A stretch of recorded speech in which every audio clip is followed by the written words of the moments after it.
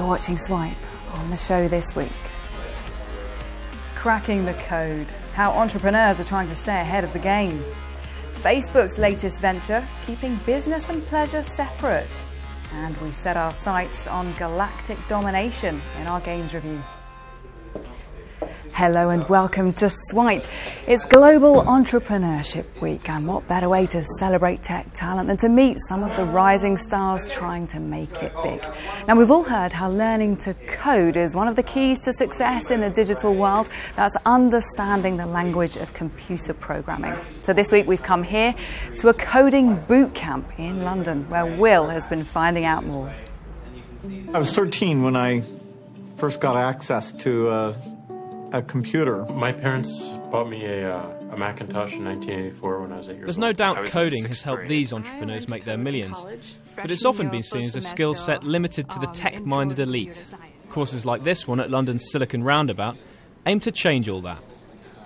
This web development school says it can teach the uninitiated how to code in just 3 months. It targets career changers and budding entrepreneurs and looks to train them to junior developer level through an intensive course. Anyone can learn to code. It may take a different amount of time, but if you are really hardworking and dedicated and are investing all your energy into it, it's possible to do it in 12 weeks. Coding became part of the national curriculum last September, with children as young as 5 being taught how to create and debug simple programs. And the adults taking part in this course don't want to miss out on the coding revolution. Rusber Barcha is a former accountant who learnt to code so he could start up his own online trading and investment service earlier this year. City Falcon is already valued at over £1 million. So how easy did he find it to retrain? 3 months coding is not enough if you want to be a full-time developer, but it gives you enough ammunition to create your own products, to go out and try out things. Whilst it may not be for everyone, experts say those who don't know how to code could be in trouble. There's a reason that Mark Zuckerberg was able to launch Facebook at the age of 19. There's a reason why terrorists are beginning to use software and code to do their damage. It's in the most enormous lever. And I think the lever that is code will slowly start to lever apart those in society who can and those in society who can't. So even if you aren't planning to create the next £1 billion website, it might not be a bad idea to get to grips with the building blocks of computer programming. Will Sargent, Sky News. Well, seeing as we are at a coding school, it'd be silly not to try and have a go at least learning a bit of it. Here to teach me is coding tutor Roy Driscoll. Hi, Roy. Hi. So what coding can you teach me in 2 minutes? We're going to recreate a classic video game here. So the first thing we want to do is we want to create a method. So this is me instructing the spaceship to turn left. 4.5 degrees. Cool. Right.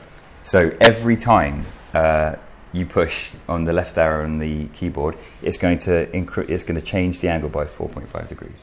So how long does it take typically for a student to get the hang of this? 12 weeks long. So is that realistic? Can you really pick this up in 12 weeks? Yeah, absolutely. Do I have an end on the Yeah, you do, absolutely. Good spot. I suppose this could be quite therapeutic, really. Do you know what it really can be, actually?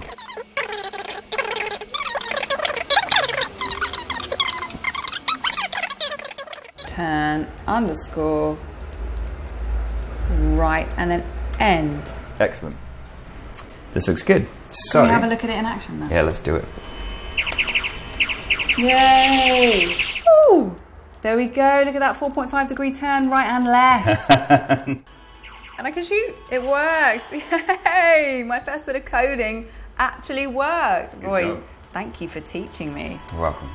Don't know what the fuss is about. It's not that complicated.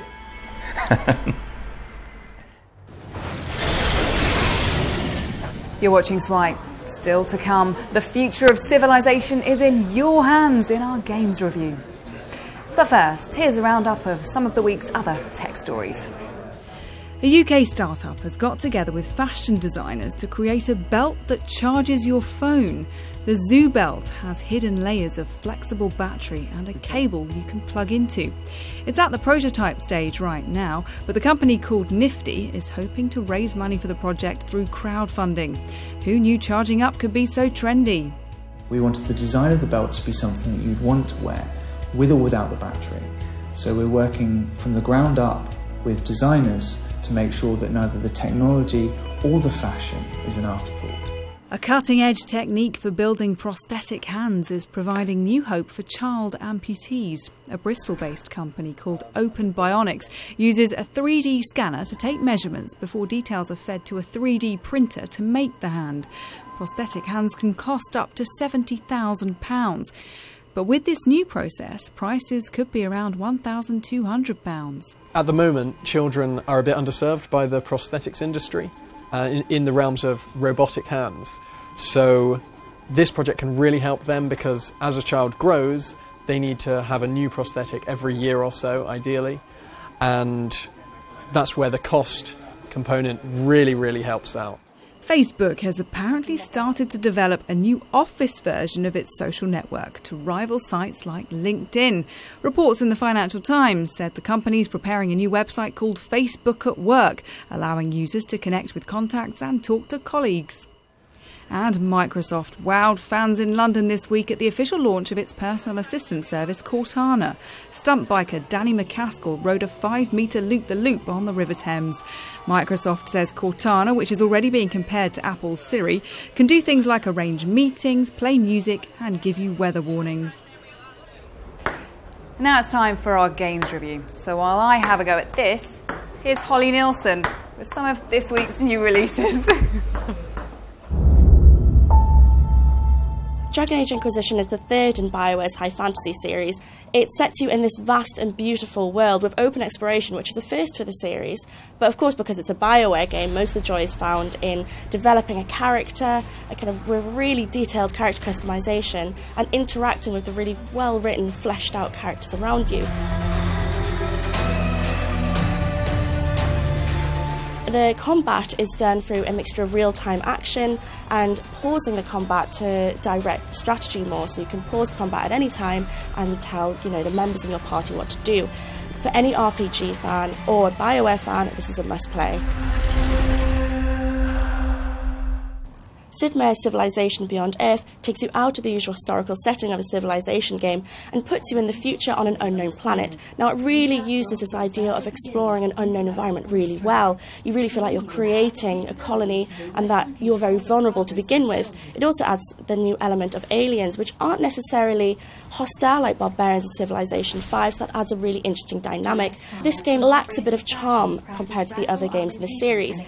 However, it isn't quite the leap forward that fans may be hoping for, but it is a very interesting addition to the series.